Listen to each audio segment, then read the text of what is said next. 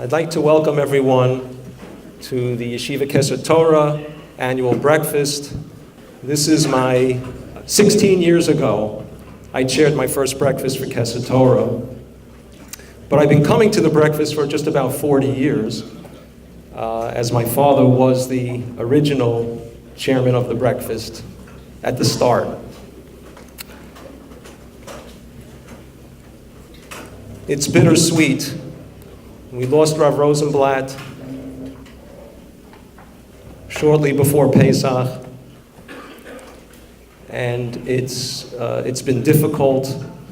The yeshiva is in dire straits, but you'll hear more about that. And one time I was talking to Rabbi Rosenblatt, and he said to me, we were talking about the media, the news, and he said to me, "I don't need a newspaper." He goes, "I get my current events from the Parsha."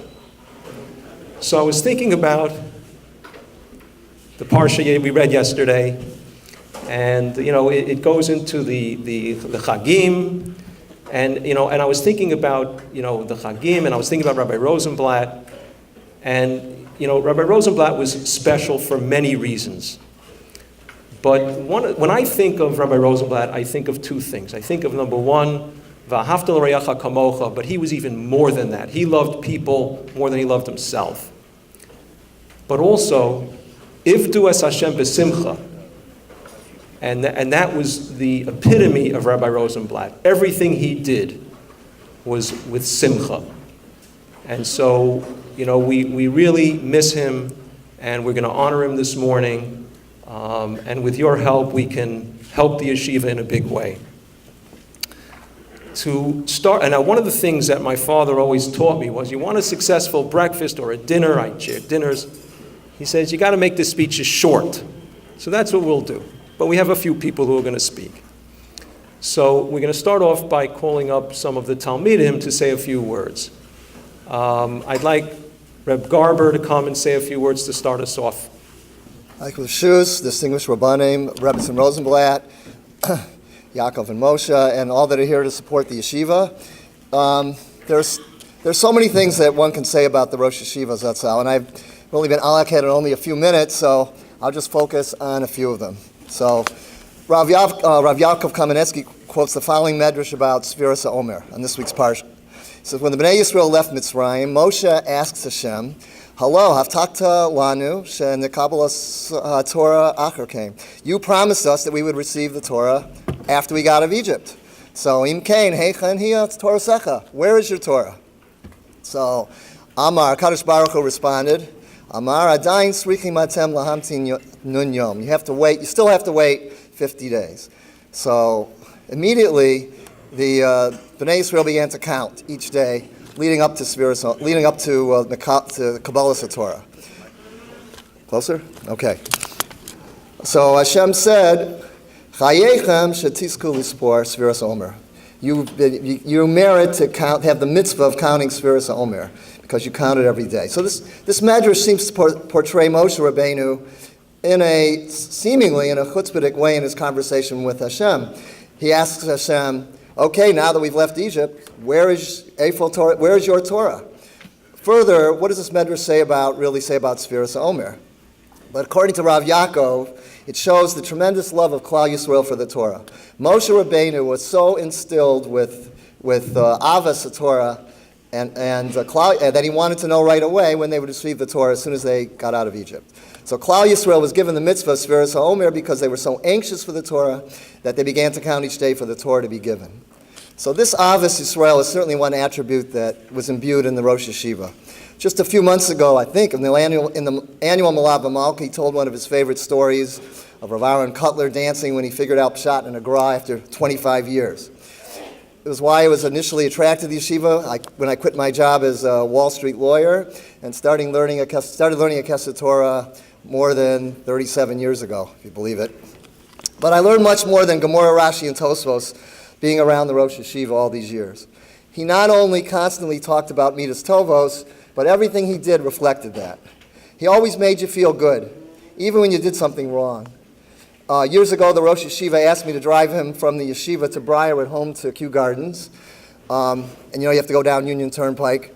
And I forgot to check my gas gauge, and as we gradually cruised to a halt in the middle of Union Turnpike, and to my chagrin, I had to get out and walk back to the gas station, on Union Turnpike and Main Street, and fill up a bucket of gas and walk back to the car.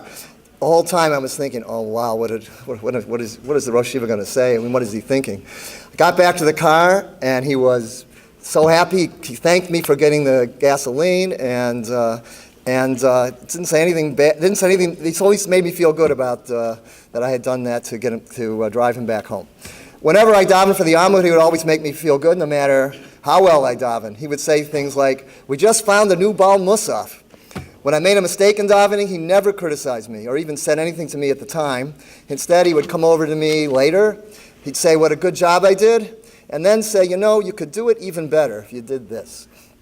And Yaakov told me a story about that his father may have learned this from an incident that happened to him. He was a teacher way back in a Beis Yaakov in Brooklyn, I think Prospect Park, and he was delayed in traffic for a long time, bad traffic jam getting from Queens to Brooklyn, and he was significantly late for a class. And the principal never said anything to him for 8 weeks. I got it right? Until 8 weeks later, he mentioned it to him.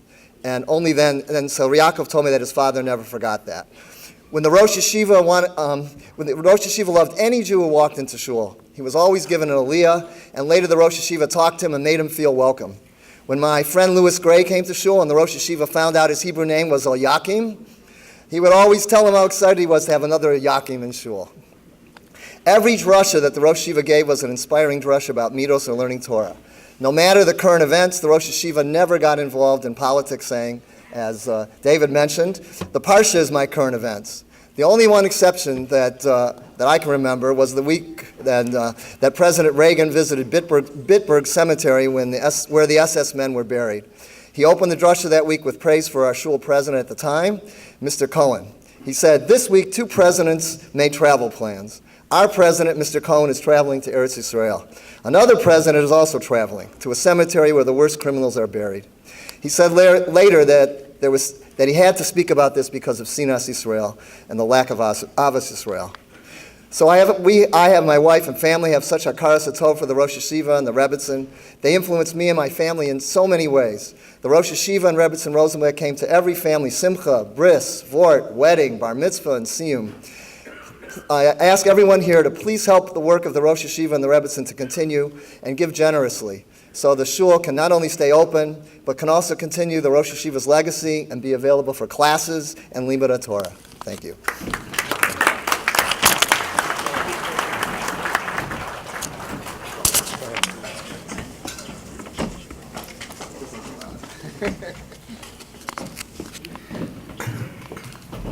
Thank you, Bob. I'd like to call on Lee Niggin to say a few words, another Talmud of Reb Rosenblatt. Thank you so much. I too shall be brief. I want to thank you, and I'm not even going to try to summarize the 33 years with which I've been involved in Kesser Torah, other than to say, just as in Pirkei Avos, we have opening with how Moshe transmitted our heritage to Yoshua, who then transmitted it to the other Rabbanim and leaders of our generations. We, for the very first time, with some sadness in our hearts, nevertheless are felt we have to recognize that we collectively are the Yeshuas now of Yeshiva Kesser Torah. And it is up to us to determine how the legacy of the Rosh Yeshiva and his beloved Rebbitzin, who Baruch Hashem is with us here today, is going to be going into the future. And I think it behooves all of us not only to support the yeshiva financially, which of course is a tremendous zechus and chiyuv, but also determine how we will be participating in Yeshiva Kesser Torah.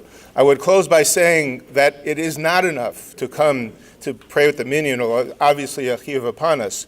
For of course, in the words of Rabbi Kahn, who is a mentor of mine from Center for Return and Millenary Center Synagogue, it is a synagogue that only has minyanim that will eventually come to say Kaddish for itself. I urge all of you to be zocheh, to help rebuild and continue on the legacy of the Rosh Yeshiva and Kesser Torah, and I thank you for letting me speak with you this morning. Thank you. Is your uncle? He's here? Your uncle's here? Yeah. Okay. I'd like to call on Rabbi Rosenblatt's brother, Rabbi Zev Rosenblatt, to address the crowd. It's a pleasure to be here this Pesach Sheni, especially since today is my birthday. Okay, and if you want to know how many years, that's 21 plus. Okay, let me say a few words about Rabbi Rosenblatt. Zechreinu Levracha. Okay, my brother was in Chinuch his whole life. And he was in 3 different positions in Queens for more than half a century. And the last one in Kew Garden Hills for the last 20 years. And we were sitting shiva together. I was sitting shiva together with my nephews and Trani. And I was amazed. Over 1,000 people came to be Menachem Oval. I live in Brooklyn. I was never part of the yeshiva itself. When 1,000 people come to be Menachem Oval, he must have reached people, and people are Makar Tova for all that he has done for them throughout the years. Whether it was in teaching, with the classes in Kesser Torah, or Kiruv, all the involvement that he had with the community, with the Queens community.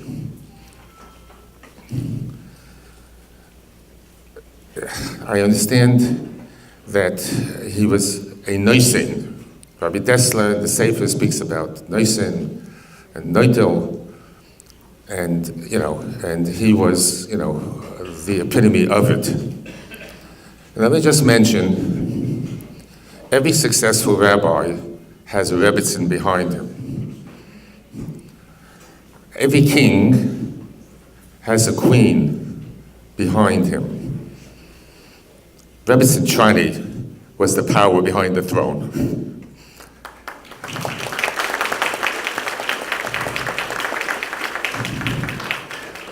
And she has devoted her life to help Rabbi Rosenblatt be Makarev and to be Mabitz Torah.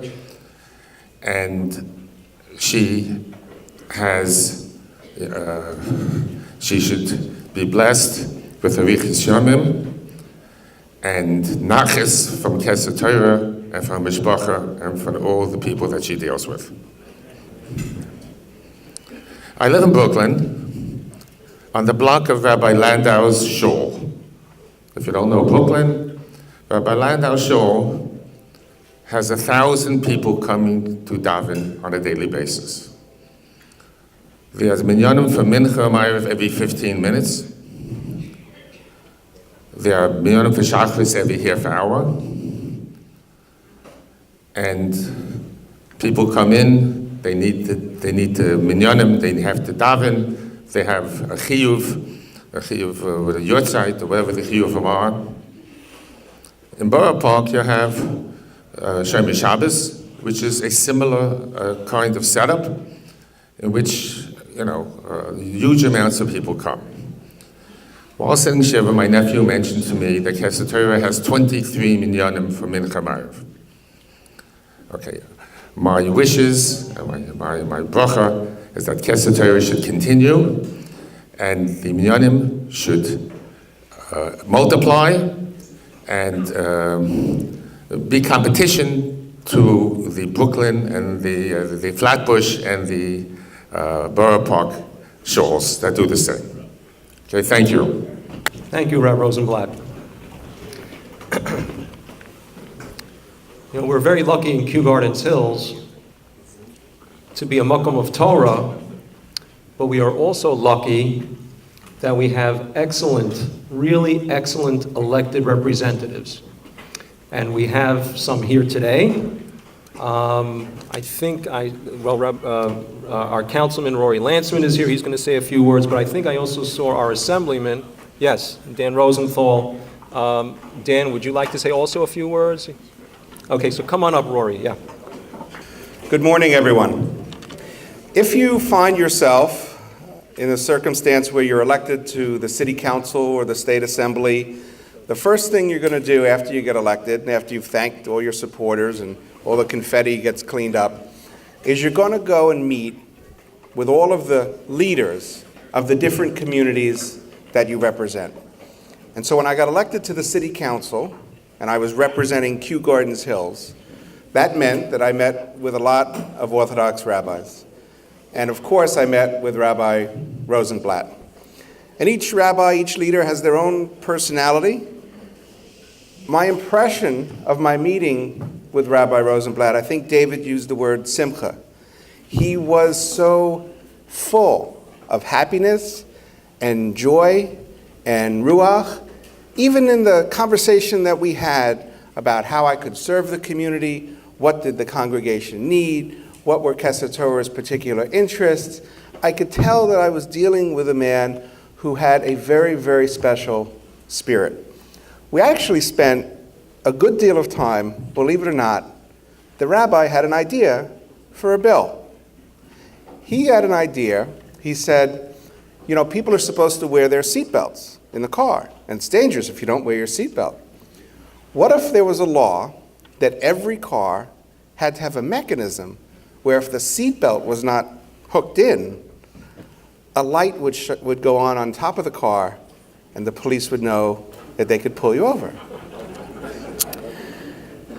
Now, I have an enormous amount of respect for our Orthodox rabbis.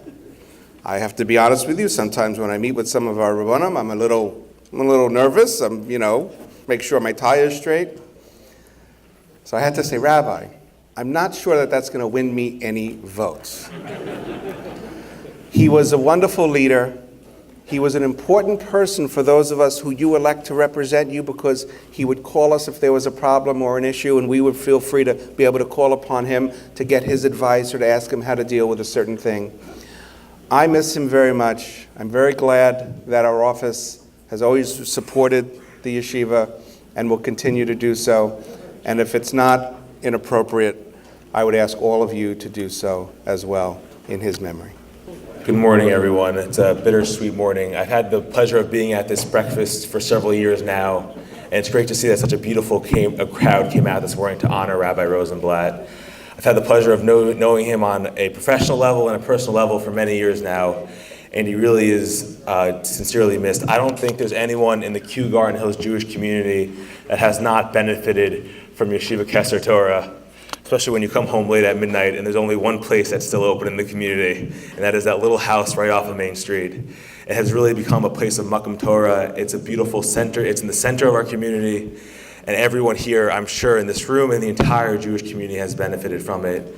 And the rabbi called us. He may have not been involved in politics, but he was very involved in the neighborhood. And there were a few times where I received phone calls from him asking me to meet in the basement of that shul to discuss some local, very local pothole type issues going on in the community that he was concerned about, whether it was the Valai Street and the parking because it was getting too congested, or it was crime, or someone was breaking into synagogues.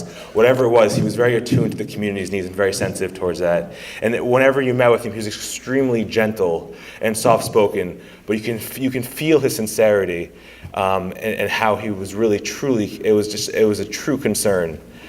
He's sincerely missed, but the work that he did, the Torah that he taught, and what he built on Valai, the yeshiva, will continue to live on and will continue to benefit this community. I'm really happy to be able to be here this morning to honor him. Now I'd like to call on Rabbi Elyakim Rosenblatt, who is going to make a siyum and say a few words in memory of his father. Thank you. B'shus Choshev Rabbanim, I just want to express from my heart, on behalf of my family, the tremendous gratitude that we have to this community, to the different Rabbanim, to the different Rosh Yeshiva that have been so instrumental in being so supportive for my mother and for my family, and to give us the chizuk, to enable us to carry on with the mission of my father, Zichron Livracha. And at this time, just want to mention that because it's Pesach Sheni, how fortuitous it is. Pesach Sheni is all about nitokin farfalin. It's never too late, and there's always a second chance. There's always an opportunity, no matter what. This has really been something that's been at the core of what my parents have dedicated their lives to for probably over 60 years, is this concept of it's never too late, and there's always something that can be rectified, that can be fixed, can be done, and the tremendous amount of, whether it was kiruv rechokim or kiruv krovim, that is their legacy, is something that very much, it's today Reb Meir Balanes's yahrzeit, which is Pesach Sheni. It's something of ben kach banayim, Reb Meir says, that no matter what, Hashem always regards every Yid, no matter their standing, no matter where they are right now, Hashem always considers them as banim, as the children, no matter how far we stray. And that's something very much that my father would focus on every person's tremendous neshama, and that's what he would look at, and that's what he would see, and based on that, he was able to not only to relate to people, but he was able to actually lift up every person. And we're hoping that through everybody's continued support and friendship, that things will not only just continue, but Bezrat Hashem, things should even increase. Just before Moshe and I make the siyum on Shisha Sidrei Mishnah, the Shloshim was canceled out due to Pesach, so the Mishnayos, I want to thank those who learned Mishnayos from the sign-up sheet at the Shiva, and Moshe and I will now be making the siyum. Again, I want to thank all those who participated, and I want to thank Rabbi Avram Kesherem for his very, very dear friendship and help, and David, really thank you. I remember how much your father, how much kochos he put into it, always with the smile that you inherited also from him. Tremendous. And thank you to Mr. Bernie Shafran for his tireless efforts and tremendously working together with my mother to try to make this breakfast happen, and it should Bezrat Hashem be a tremendous success. And I want to thank all the various speakers, the Talmidim, and the speakers, and my uncle, and of course I want to thank the secretary, Rebbetzin Chavi Goldberg. Thank you for her tireless efforts on behalf of everything, for the breakfast, the shmuzin, the shiurim, and everything. And yeshivakesetorah.org is more current now than ever. Things are really happening there. So at this point, we'll make the siyum together with Maishi. So the last Mishnah in the Shisha Sidrei Mishnah, Meseches Uksin, just end off the Mishnah there. Rabbi Shimon ben Chalafta says a beautiful thing. Lo yimatza HaKadosh Baruch Hu kli machzik bracha li Yisrael ela hashalom. HaKadosh Baruch Hu did not find a vessel that is containing bracha for the Yidden except for shalom. That the number one successful way, the only way to have blessing in our lives is by having shalom, by having peace. Shenemar, as it says in the pasuk, Hashem oz la'amo yitein. Hashem will give strength to his people. Hashem yivorich. He will bench es amo, his people, bashalom, with shalom. So this is the pasuk that is a support for the statement that shalom is the biggest bracha, and we hope Bez Hashem that things will continue for all Klal Yisrael, Eretz Yisrael, and the whole world. There should be shalom. Hadronach Allah. Shisha Sidrei Mishnah v'Hadra Chalon. Daita Chalon Shisha Sidrei Mishnah v'Daita Chalon. Listen Nisrei Minach. Shisha Sidrei Mishnah v'Listen Nisrei Minon. Lo Bal Madin Lo Bal Madaase. Hadra Nach Shita Sidrei Mishnah v'Hadra Chalon. Daita Chalon Shita Sidrei Mishnah v'Daita Chalon. Lo Nisrei Minach Shita Sidrei Mishnah v'Listen Nisrei Minon. Lo Bal Madin Lo Bal Madaase. Hadra Nach Shita Sidrei Mishnah, Hadra Chalon, Daita Chalon, Shita Sidrei Mishnah, Daita Chalon, Lasan Shem Minach, Seder, Shita Sidrei Mishnah, Lasan Shem Minon, La Balma Din, La Balma Da'aseh. You see how it now?